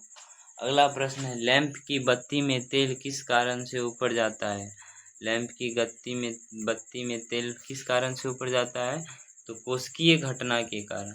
अगला प्रश्न है, पानी में लोहे की सुई डूब जाती है लेकिन जहाज तैरता है, यह किस सिद्धांत पर आधारित है? तो यह किस सिद्धांत पर, जहाज किस सिद्धांत पर तैरता है? तो आर्किमिडीज के सिद्धांत पर तैरता है। ठीक है, अगला प्रश्न, आर्किमिडीज का नियम निम्नलिखित में से किससे संबंधित है? आर्किमिडीज का नियम निम्नलिखित में से किससे संबंधित है? तो पलवन का नियम से संबंधित है। ठीक है, अगला प्रश्न है, जब कोई वस्तु किसी द्रव में पूर्णतः या आंशिक रूप से डुबाई जाती है तो उसके भार में कुछ कमी प्रतीत होती है तथा उसके भार में आभासी कमी उस वस्तु के द्वारा हटाए गए द्रव के भार के बराबर होती है। यह सिद्धांत किसने दिया था? यह सिद्धांत आर्किमिडीज ने दिया था। ठीक है, अगला प्रश्न है, उत्प्लावन के से संबंधित है, तो ये भी हो जाएगा आर्किमिडीज। कौन संबंधित है उत्प्लवन से? तो आर्किमिडीज। उसके बाद 159 नंबर क्वेश्चन है, द्रव में आंशिक या पूर्णतः दबे हुए किसी ठोस द्वारा प्राप्त उछाल की मात्रा निर्भर करती है।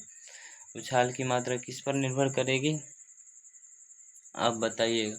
तो ये उछाल की मात्रा निर्भर करेगा ठोस द्वारा हटाए गए द्रव की मात्रा पर। ठीक है, ठोस द्वारा हटाए गए द्रव की मात्रा पर। अगला प्रश्न है, जल पृष्ठ पर लोहे के टुकड़े के न तैरने के कारण, जल पृष्ठ पर लोहे के टुकड़े के न तैरने के कारण लोहे द्वारा विस्थापित जल का भार, लोहे द्वारा विस्थापित जल का भार लोहे के भार से कम होता है। अगला प्रश्न है 162 नंबर प्रश्न होगा, ठीक है, 61 नंबर। कोई भी नाव डूब जाएगी यदि वह पानी हटाती है। पानी हटाएगी कितना पानी हटाएगी तो वह डूब जाएगी, तो वह अपने आयतन के बराबर पानी हटाएगी तो डूब जाएगी। अगला प्रश्न है महान वैज्ञानिक आर्किमिडीज किस देश के थे। महान वैज्ञानिक आर्किमिडीज किस देश के थे, तो ग्रीस के थे, ठीक है। अगला प्रश्न है पानी की बूंदों पर तैलीय पृष्ठों पर न चिपकने का कारण आसंजक बल का अभाव, ठीक है। तुल्यकाली उपग्रह घूमता है पृथ्वी के गिर्द में, तुल्यकाली उपग्रह गिरता है पृथ्वी के गिर्द। पूरब से पश्चिम, उत्तर से दक्षिण क्या होगा, पश्चिम से पूरब। अगला प्रश्न है पहिए में बॉल बेयरिंग का क्या कार्य है। पहिए में बॉल बेयरिंग का कार्य है घर्षण को कम करना, क्या हो जाएगा, गतिज घर्षण बेलन में बदलना, स्थैतिक घर्षण बेलन में बदलना, ये हो जाएगा स्थैतिक घर्षण को गतिज घर्षण में बदलना, ठीक है। उसके आगे प्रश्न है जेट इंजन और रॉकेट के बारे में निम्नलिखित कथनों पर विचार कीजिए। जेट इंजन अपनी ऑक्सीजन पूर्ति के लिए परिवेश की वायु का प्रयोग करता है और यह अंतरिक्ष के गति में अनुपयुक्त है। रॉकेट अपने ऑक्सीजन की पूर्ति को गैस के रूप में और ईंधन में वहन करता है। उपयुक्त कथनों में से कौन सा सही है, तो कौन सा सही हो जाएगा, सॉरी ये क्वेश्चन 1 और 2 यानी दोनों सही है, ठीक है। अगला है पानी के एक गिलास में एक बर्फ का टुकड़ा तैर रहा है। जब बर्फ पिघलता है तो पानी के स्तर में क्या भाव आएगा, तो पानी के स्तर, सीधी सी बात है कि पानी के स्तर कम हो जाएगी, क्या रहेगा, वो उतना ही रहेगा। अगला प्रश्न है जब एक ऊंची इमारत से एक गेंद 9.8 मीटर प्रति सेकंड के स्क्वायर से एक समान त्वरण के साथ गिराई जाती है, 3 सेकंड बाद उसका वेग क्या होगा। 3 सेकंड बाद उसका वेग क्या होगा, तो 29.4 मीटर प्रति सेकंड होगा। ये 9.8 है तो 29.4 मीटर प्रति सेकंड हो जाएगा। उसके बाद है एक वस्तु का द्रव्यमान 100 kg है, अगर चांद पर गुरुत्वीय जनित त्वरण 8e6 है तो चंद्रमा में वस्तु का द्रव्यमान होगा 100 kg होगा द्रव्यमान, क्योंकि द्रव्यमान अपरिवर्तनीय रहता है, ठीक है। अगला प्रश्न है पावर शक्ति का ऐसा मात्रक क्या है, तो kg मीटर स्क्वायर प्रति सेकेंड क्यूब होगा, ठीक है। अगला प्रश्न है 171 नंबर क्वेश्चन, अभी भी 80 क्वेश्चन बची हुई है, ठीक है, बहुत जल्द हम उसे भी कर लेंगे। भारहीनता की अवस्था में एक मोमबत्ती का ज्वाला का आकार हो जाएगा। भारहीनता के स्थिति में अवस्था में एक मोमबत्ती की ज्वाला का आकार हो जाएगा, क्या होगा, एक ज्वाला का आकार हो जाएगा, बताइएगा क्या होगा, गोलाकार होगा, ठीक है। सेशंस अच्छे लग रहे हैं तो प्लीज़ लाइक कीजिएगा, बहुत मेहनत लगती है ऐसे वीडियो को बनाने में, और चैनल को सब्सक्राइब भी कीजिएगा, ठीक है। अगला प्रश्न है एक केश नली में जल की अपेक्षा एक तरल अधिक ऊंचाई तक चढ़ता है, इसका कारण है, एक केश नली में जल की अपेक्षा अधिक ऊंचाई तक चढ़ता है, इसका कारण हो जाएगा तल का पृष्ठ तनाव जल की अपेक्षा अधिक होता है, अगला प्रश्न है निम्नलिखित में से किसके लिए केशकित्व एकमात्र कारण नहीं है, यानी पौधों की जड़ों से जल का इसके पूर्ण समूह की ओर बढ़ना, पौधे की जड़ों से जल का इसके पर्ण समूह की ओर बढ़ना। अगला प्रश्न है गुरुत्वाकर्षण के सार्वभौमिक नियम का प्रतिपादन किसने किया, गुरुत्वाकर्षण के सार्वभौमिक नियम का प्रतिपादन किसने किया? तो आपको पता है कि न्यूटन ने किया है। अगला प्रश्न है, ऊर्जा संरक्षण से आशय है। ऊर्जा संरक्षण का आशय है ऊर्जा का न तो सृजन किया जा सकता है और न ही विनाश किया जा सकता है। अगला प्रश्न है, पृथ्वी का पलायन वेग कितना है? पृथ्वी का पलायन वेग 11.2 किलोमीटर प्रति सेकंड होगा। उसके बाद है, क्यूसेक से क्या मापा जाता है? क्यूसेक से क्या मापा जाता है? क्यूसेक से जल का बहाव मापा जाता है। अगला प्रश्न है, किसी पिंड का भार किस ध्रुवों पर सर्वाधिक होता है? यानी ध्रुवों पर जी का मान सबसे अधिक होता है। अगला प्रश्न है, जब किसी वस्तु को पृथ्वी से चंद्रमा पर ले जाया जाता है तो भार घट जाता है। तो भार क्या होगा? घट जाएगा और द्रव्यमान अपरिवर्तनीय रहेगा। 180 नंबर क्वेश्चन करता है, किसी वस्तु का भार निम्नलिखित में से किसके परिणाम स्वरूप होता है? किसी वस्तु का भार निम्नलिखित में से किसके परिणाम स्वरूप होता है? तो वस्तु द्वारा जमीन पर आरोपित बल के कारण होता है। ठीक है। अगला प्रश्न 181 नंबर प्रश्न है, आप देख पा रहे होंगे, भारहीनता की अवस्था में एक मोमबत्ती की ज्वाला का आकार हो जाएगा। भारहीनता की अवस्था में एक मोमबत्ती की ज्वाला का आकार हो जाएगा।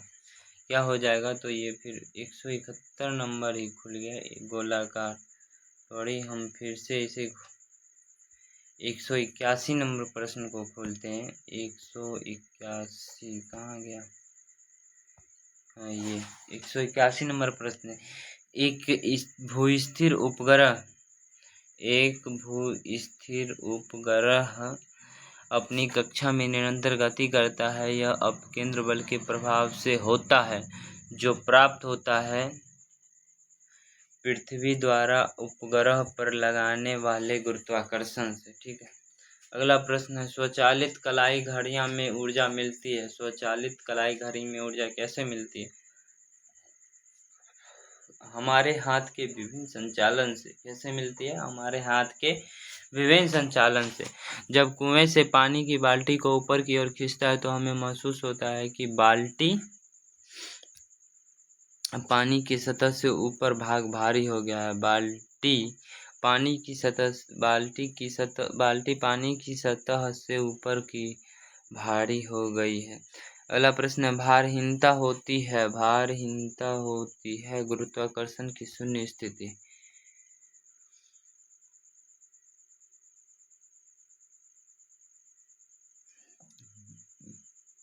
भारहीनता होती है, क्या होती है? गुरुत्वाकर्षण की शून्य स्थिति। अगला प्रश्न है, निम्नलिखित में से कौन सबसे अधिक प्रत्यास्थ है? निम्नलिखित में से कौन सा सबसे अधिक प्रत्यास्थ है?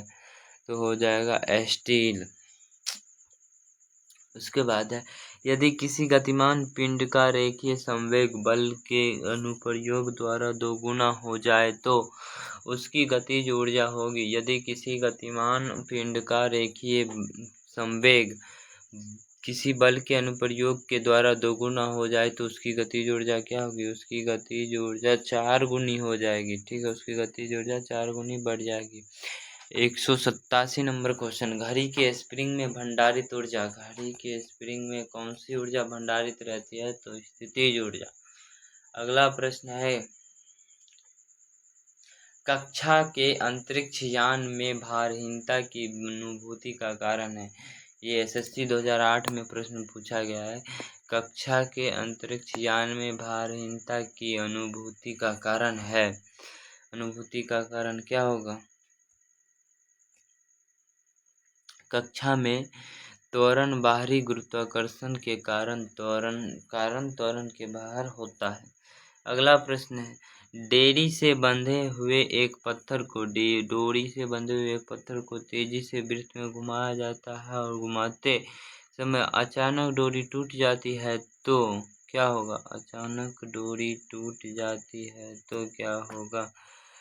पत्थर स्पर्श रेखीयतः उड़ जाएगी। पर क्या होगी? पत्थर मतलब उस गोले के जिस स्पर्श रेखा की स्थिति में होगा वह सीधा उड़ जाएगा, यानी स्पष्टता से पत्थर स्पर्श रैखिकता उड़ जाता है। अगला प्रश्न है 190 नंबर क्वेश्चन, जल्दी से बताइएगा। अंडा घोल में अंडा मृदुल जल में डूब जाती है क्योंकि नमक के सांद्रण घोल में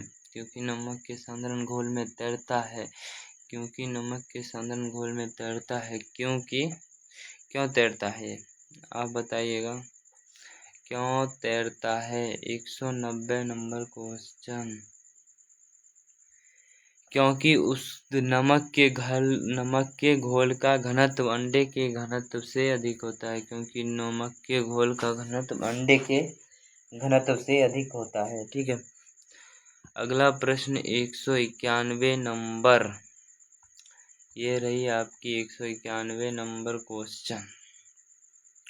किसी व्यक्ति को मुक्त रूप से घूर्णन कर रहे घूर्णी मंच पर अपनी कोणीय चाल कम करने के लिए क्या क्या करना चाहिए।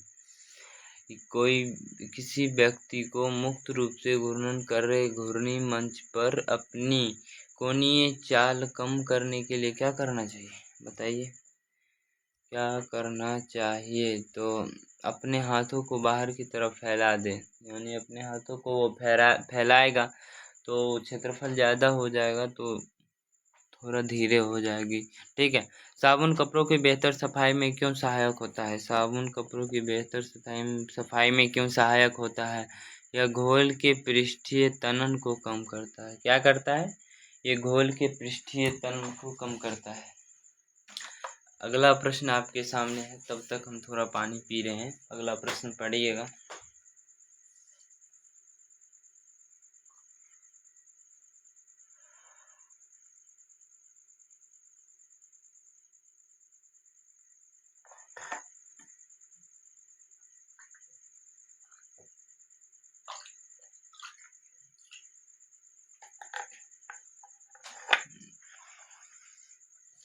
प्रश्न है, गति को सर्वप्रथम किसने परिभाषित किया, यानी गति की परिभाषा को सर्वप्रथम किसने दिया, न्यूटन ने। अगला है, डायनेमो इसे परिवर्तित करता है यांत्रिक ऊर्जा को विद्युत ऊर्जा में। अगला प्रश्न है, दूध से मक्खन निकाल लेने पर क्या होता है। दूध से मक्खन निकाल लेने पर दूध का घनत्व बढ़ जाता है। ठीक है। निम्नलिखित कथनों में से कौन सा एक सही नहीं है, कौन सा कथन एक सही नहीं है, तो देखते हैं। पहले कथन से पढ़ना शुरू कर। किसी भी पिंड का भार भिन्न भिन्न ग्रहों पर भिन्न भिन्न होती है। आपको पता है कि भार तो अपरिवर्तनीय होती है, द्रव्यमान बदलता है, तो ये तो गलत ही हो जाएगा। तो किसी भी पिंड का द्रव्यमान पृथ्वी पर, चंद्रमा पर और रिक्त आकाश में समान होता है।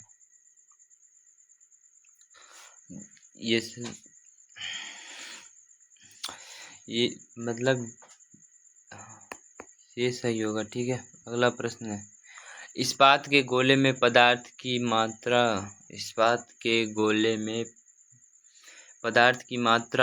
उसका क्या होता है। इस्पात के गोले में पदार्थ की मात्रा उसका क्या होता है, द्रव्यमान होता है।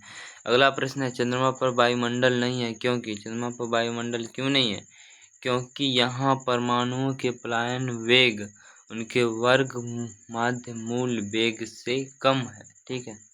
अगला प्रश्न है, निम्नलिखित में से किस स्थान पर जी का मान सर्वाधिक होता है। तो निम्नलिखित में से किस स्थान पर जी का मान सर्वाधिक होता है, तो अंटार्कटिका के कैंप में। अगला प्रश्न, 200 सवालों पे हम पहुंच चुके हैं बहुत, अब 50 प्रश्न ही बचे हुए हैं। ठीक है, उन 50 प्रश्न को हम देख लेंगे।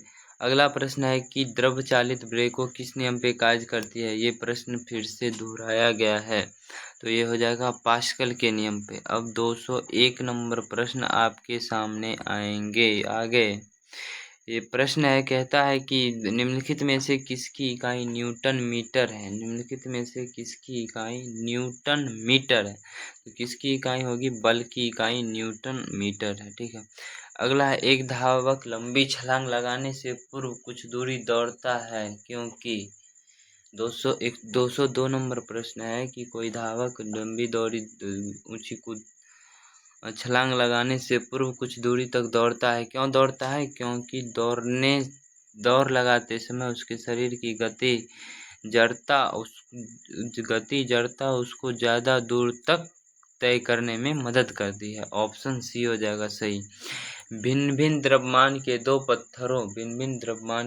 पत्थरों को एक भवन के शिखर से एक साथ गिराया जाता है तो क्या होगा? भिन्न-भिन्न द्रव्यमान के हैं तो यानी दोनों पत्थर जमीन पर एक साथ पहुंचेंगे। ठीक है, एक साथ ही पहुंचते हैं या एक साथ पहुंचेंगे। अब इसको आप प्रैक्टिकली भी कर सकते हैं। एक ईंट को लेंगे या तो फिर एक आधा ईंट लेंगे और एक पूरे का पूरे ईंट लेंगे, दोनों को एक साथ छोड़ेंगे तो दोनों एक साथ ही गिरेगा। ठीक है, अगला है कोणीय संवेग इसके बराबर होता है। कोणीय संवेग किसके बराबर होता है? तो ये हो जाएगा जड़त्व आघूर्ण और कोणीय वेग के बराबर होता है। गुने कोणीय वेग के बराबर। बर्नौली का सिद्धांत निम्नलिखित में से किसके संरक्षण का प्रकथन है? बर्नौली का सिद्धांत किसके संरक्षण का प्रकथन है? तो ऊर्जा के। अगला प्रश्न है लोहे की सुई पारे की सतह पर किस कारण तैरती है? लोहे की सुई पारे की सतह पर किस कारण तैरती है? तो पृष्ठ तनाव के कारण।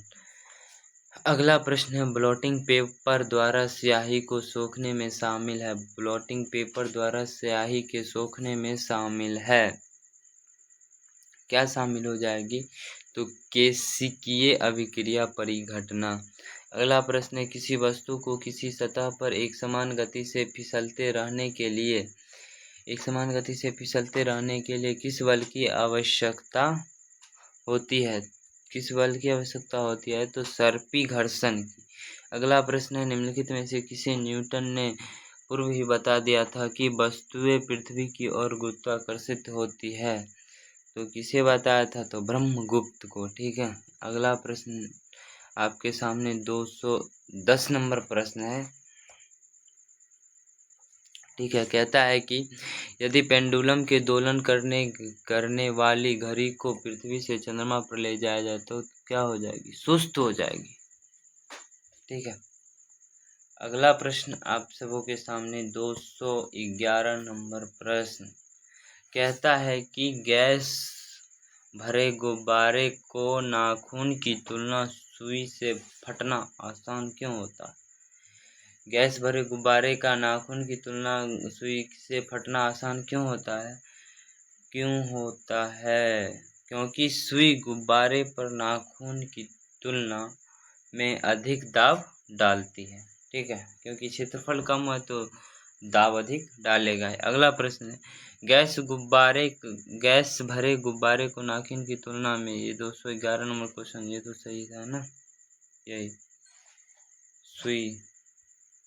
अगला प्रश्न है लिफ्ट में मनुष्य का प्रत्यक्ष वजन वास्तविक वजन से कम कब होता है? वास्तविक वजन से कम कब होगा? जब नीचे की ओर आ रही होगी। ये आपने इससे पीछे भी हम पढ़ चुके थे। अगला प्रश्न है क्रिकेट की गेंद को किस कोण से मारा जाए ताकि वह अधिकतम दूरी तय करे? तो ये हो जाएगा 36 से 45 डिग्री का कोण मारने पर ये अत्यधिक दूरी को तय करेगी। ठीक है, अगला प्रश्न है जब उस बल का नाम क्या है जिससे पृथ्वी सब वस्तुओं को अपनी ओर खींचती है? तो उसे क्या कहते हैं? गुरुत्वाकर्षण बल के कारण ही पृथ्वी पर सभी वस्तुएं वापस आ जाती है, खींचती है। यदि दो पिंडों के मध्य की दूरी को दोगुना कर दिया जाए तो उनके बीच गुरुत्वीय बल क्या होगा? 4 गुना घट जाएगा। यदि दोगुना बढ़ा दिया जाए तो गुरुत्वीय बल दोगुना बढ़ा देने पर मध्य की दूरी को दोगुना बढ़ा देने पर गुरुत्वीय बल 4 गुना घट जाता है। ठीक है, अगला प्रश्न है न्यूटन का निम्न में से कौन सा नियम बल की ऋणात्मक परिभाषा देती है? न्यूटन का कौन सा नियम बल की ऋणात्मक परिभाषा देती है? तो दूसरा नियम। ठीक है, अगला प्रश्न है अपनी स्थिति अथवा स्वरूप में परिवर्तन के कारण किसी पिंड द्वारा धारित ऊर्जा को क्या कहते हैं? अपनी स्थिति अथवा स्वरूप में परिवर्तन के कारण किसी पिंड द्वारा धारित ऊर्जा को क्या कहते हैं? किसी पिंड द्वारा धारित ऊर्जा को हम क्या कहेंगे? तो स्थितिज ऊर्जा कहते हैं। यानी अपनी स्थिति या स्वरूप में परिवर्तन के कारण किसी पिंड द्वारा धारित ऊर्जा को क्या कहते हैं? तो स्थितिज ऊर्जा। निम्न में से कौन सी सदिश राशि नहीं है? निम्न में से कौन सी सदिश राशि नहीं है? तो गति सदिश राशि नहीं है। अगला प्रश्न है, निम्न में से कौन सा गति के तीसरे नियम का एक अनुप्रयोग नहीं है? निम्नलिखित में से कौन सा गति के एक तीसरे नियम का अनुप्रयोग नहीं है? तो क्रिकेट के खेलने पहला है, फुटबॉल को किक मारते समय विपक्षी टीम के खिलाड़ियों को टकराकर जोखिम होना, ये तो क्रिया प्रतिक्रिया। तो ये हो गया। नाविक को आगे कूदने पर स्थिति में नाव पीछे की ओर गति करता है, ये भी तीसरे नियम पर है। तो दूसरे ऑप्शन सी यानी इसका आंसर हो जाएगा, जो कि न्यूटन के गति के नियम के तीसरे नियम को पालन नहीं करता। अगला प्रश्न है, जड़त्व के संबंध में निम्नलिखित में से कौन से कथन सही है?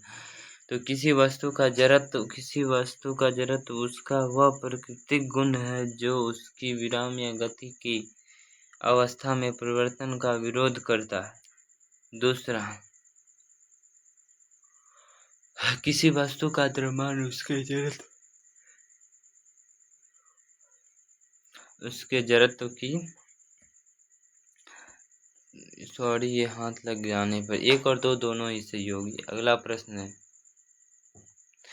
200 कितना है 212 21। जड़त्व के बारे में सही कथन पहचान कीजिए। जड़त्व के बारे में सही कथन, आप जड़त्व के बारे में जान रहे हैं तो सही कथन का पहचान कीजिए। द्रव्यमान जितना कम होगा जड़त्व उतना अधिक होगा। ये तो गलत ही होगा। भार जितना कम होगा जड़त्व उतना ही अधिक होगा, ये भी गलत है। द्रव्यमान जितना अधिक होगा जड़त्व उतना ही अधिक होगा, ये सही आंसर यानी ऑप्शन सी हो जाएगा 211 नंबर। जी के मान की खोज किसने किया? जी के मान की खोज किसने किया? बहुत ही शानदार प्रश्न आप सबों के सामने। जी के मान का खोज किसने किया?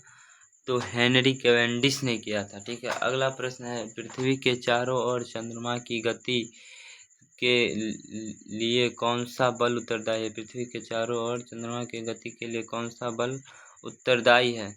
तो इसका आंसर हो जाएगा अभिकेंद्री बल। ठीक है, अभिकेंद्री बल। फिर से इस प्रश्न को पढ़ लीजिए, ये भी इम्पोर्टेंट है। पृथ्वी के चारों ओर चंद्रमा की गति के लिए कौन सा बल उत्तरदायी है? तो पृथ्वी के चारों ओर, तो यानी ये हो जाएगा अभिकेंद्रीय बल। अगला प्रश्न है, अपेक्षा क्या है? आपेक्षिकता का सिद्धांत इनमें से किस वैज्ञानिक ने प्रस्तुत किया था? आपेक्षिकता का सिद्धांत अल्बर्ट आइंस्टीन ने किया था। उसके बाद है, निम्नलिखित में से समय का मात्रक क्या नहीं है? समय का मात्रक क्या नहीं है? निम्नलिखित में से समय का मात्रक प्रकाश वर्ष नहीं है। प्रकाश वर्ष किसका मात्रक है? तो दूरी का मात्रक है। ठीक है। अगला प्रश्न है, क्यूरी किसकी इकाई है? क्यूरी किसकी इकाई है? क्यूरी हो जाएगी रेडियो एक्टिव धर्मिता की इकाई है। अगला प्रश्न आप सबों के सामने है 227 नंबर, मात्रकों की अंतर्राष्ट्रीय पद्धति कब लागू की गई? मात्रकों की अंतर्राष्ट्रीय पद्धति यानी IUPAC कब लागू किया गया? तो 1971 में। ठीक है। अगला प्रश्न है 228, निम्नलिखित युग्मों में से किन भौतिक राशियों के समान विमीय सूत्र नहीं है? किन भौतिक राशियों के समान विमीय सूत्र नहीं है? तो हो जाएगा आवेग एवं संवेग। ठीक है, सॉरी, बल एवं दाब होगा। अगला प्रश्न है, निम्नलिखित में से कौन सी अविमीय राशि है? निम्नलिखित में से कौन सी अविमीय राशि है? यानी कोई भी विमान हो तो उसका आंसर हो जाएगा विकृति, ऑप्शन ए। अरे भाई क्या हो रहा है? किसी वस्तु का भार उस समय न्यूनतम होता है जब उसे रखा जाता है। किसी वस्तु का भार उस समय न्यूनतम होता है जब रखा जाता है पृथ्वी के केंद्र पर। जब किसी वस्तु का भार उस समय न्यूनतम होता है जब उसे रखा जाता है, केंद्र पर रखा जाएगा तो कम होगा और ध्रुव पर अधिक होगा। ठीक है। अब हमारे सामने खुल के आएगा 221 नंबर क्वेश्चन। तो हो गया था 231 नंबर क्वेश्चन हम सब देखेंगे। ठीक है। अब 20 प्रश्न बचा है, जल्दी जल्दी से हम इसे कर लेते हैं। ठीक है। प्रश्न है, सूची 1 को सूची 2 के से सम्मिलित कीजिए और सूचियों के नीचे दिए गए कूट से सही उत्तर का चयन कीजिए। जूल किसका इकाई हो जाएगा? तो कार्य का, यानी ए में 3 जहाँ होगा वही होगा। A3 यानी पहला है ए, तो ए ही ऑप्शन हो जाएगा। ठीक है। अगला प्रश्न है, सूची 1 को सूची 2 के साथ त्वरण क्या होगा? मीटर प्रति सेकंड स्क्वायर, यानी ए का 4। A4 किस में होगा? A4 जिसमें भी होगा वही होगा आंसर, यानी डी। ठीक है। अगला प्रश्न है, एक खगोलीय इकाई संबंधित है। एक खगोलीय इकाई किससे संबंधित होगी? एक खगोलीय इकाई संबंधित है सूर्य एवं पृथ्वी के बीच की दूरी से, यानी ऑप्शन ए, सूर्य और पृथ्वी के बीच की दूरी से। ऑप्शन डी, निम्नलिखित में से कौन सा एक सुमेलित नहीं है? निम्नलिखित में से कौन सा एक सुमेलित नहीं है? तो डेसिबल ध्वनि तीव्रता सही है। उसके बाद अशुभ शक्ति की इकाई है। ठीक है। समुद्री मील नौ संचालन में दूरी की इकाई है। सेल्सियस ऊष्मा की इकाई है। यही सेल्सियस, तो ये तो हो जाएगी, सेल्सियस तो तापमान की इकाई है, ये तो ऊष्मा गलत हो जाएगी। ठीक है। अगला प्रश्न है, 235 डेसिबल किसे नापने में प्रयोग किया जाता है? तो ये डेसिबल हो जाएगा वायु के कण, यानी वायु से नहीं, वातावरण में ध्वनि, यानी ध्वनि से, डेसिबल ध्वनि में। ठीक है। अगला प्रश्न है, एम्पियर मापने की इकाई क्या है? एम्पियर मापने की इकाई है करंट को। एम्पियर किसको नापता है? करंट, यानी विद्युत धारा को। ठीक है। अगला प्रश्न 237, यंग प्रत्यास्थापकता गुणांक का ऐसा मात्रक क्या है? यंग प्रत्यास्थापकता गुणांक का ऐसा मात्रक क्या है? तो न्यूटन प्रति मीटर स्क्वायर। ठीक है। किस पदार्थ का प्रतिरोधकता किस इकाई में व्यक्त की जा सकती है? किस पदार्थ का प्रतिरोधकता किस इकाई में व्यक्त किया जा सकता है? क्या है? यानी हाँ, ये दिया हुआ है इधर ओम, तो ओम को हम मीटर में व्यक्त कर सकते हैं। ठीक है। अगला है, निम्नलिखित में से कौन सा एक सदिश राशि नहीं है? निम्नलिखित में से कौन एक सदिश राशि नहीं है? तो ये हो जाएगा द्रव्यमान। द्रव्यमान सदिश राशि नहीं होगा, अदिश राशि है। अदिश राशि हो जाएगा क्या? अदिश राशि हो जाएगा ऊर्जा। ऊर्जा क्या होगी? अदिश राशि। ठीक है। अगला प्रश्न 241 नंबर आपके सामने, ये लास्ट लेवल रहा मेरा। 25 लेवल में मैंने बनाया था प्रश्नों को, जिसमें सभी में 10-10 प्रश्न थे। ये 250 क्वेश्चन और एंड पे है। अगला प्रश्न है, निम्नलिखित में से कौन सी एक सदिश राशि है? निम्नलिखित में से कौन सी एक सदिश राशि है? आप बताइएगा, निम्नलिखित में से कौन सी एक सदिश राशि है? तो ये हो जाएगा संवेग। ठीक है। निम्नलिखित में से कौन सी राशि सदिश राशि नहीं है? सदिश नहीं है। निम्नलिखित में से कौन सा एक सदिश नहीं है? तो आयतन सदिश नहीं है। ठीक है। अगला प्रश्न है, निम्नलिखित में से सदिश राशि है। निम्नलिखित में से सदिश राशि कौन है? वेग हो जाएगा। क्या होगा? निम्नलिखित में से सदिश राशि कौन है? आप बताइएगा। तो वेग हो जाएगा। ठीक है। अगला प्रश्न है, निम्नलिखित में से कौन सा एक व्युत्पन्न परिभाषा नहीं है? निम्नलिखित में से कौन सा एक व्युत्पन्न परिभाषा नहीं है? तो द्रव्यमान। उसके बाद प्रश्न है, पदार्थ के संवेग और वेग के अनुपात से कौन सी भौतिक राशि प्राप्त होती है? पदार्थ के संवेग और वेग के अनुपात से कौन सी राशि प्राप्त होती है? तो आप बताइएगा, द्रव्यमान। ठीक है। यानी m बराबर संवेग बराबर mv। ठीक है। उसके आगे प्रश्न है, न्यूटन के पहले नियम को भी कहते हैं। न्यूटन के पहले नियम को भी कहते हैं, क्या कहते हैं? तो जड़त्व का नियम। ठीक है। अगला प्रश्न है, रॉकेट की क्रिया प्रणाली किस सिद्धांत पर कार्य करता है? तो रॉकेट की क्रिया प्रणाली आपको बता दिया था कि न्यूटन के तीसरे नियम पे कार्य करती है। ठीक है, अगला प्रश्न है, एक व्यक्ति की दीवार को धक्का देता है तो उसे विस्थापित करने में असफल रहता है, वह करता है कोई भी कार्य नहीं, ऋणात्मक क्या हो जाए, ये होगा कोई भी कार्य नहीं, यानी इनका कार्य शून्य होगा। ठीक है, पास्कल इकाई है, पास्कल किसका इकाई है, आपने शुरू में ही अभी इसी में पढ़ा था, पास्कल दाब की इकाई है। और ये रहा आपका last question, 250 number question, 250 question कि 1 किलोग्राम प्रति सेंटी स्क्वायर दाब समतुल्य है, 1 किलोग्राम प्रति सेंटी स्क्वायर दाब क्या हो जाएगा, तो 0.1 बार के, यानी 1 किलोग्राम सेंटी स्क्वायर दाब समतुल्य है तो 1 बार के। तो कैसा लगा भाइयों, तो कैसा लगा ये क्लास, आप सभी कमेंट में ज़रूर बताएगा। यदि कहीं पे हमने कोई कमी छोड़ा होगा, कोई कसर छोड़ा होगा, तो आप हमें बताइएगा, हम उन कमियों को अगले वीडियो में पूरा करने का कोशिश करेंगे। ये यांत्रिकी के यानी फिजिक्स के चैप्टर 1 का यांत्रिकी का ये 250 क्वेश्चन था। यदि आप सबों का प्यार और सपोर्ट मिला तो ऐसे ही हम सभी चैप्टर्स का क्वेश्चन लेते आएंगे और आप सभी की तैयारी को मजबूत और चरम सीमा तक पहुंचाएंगे।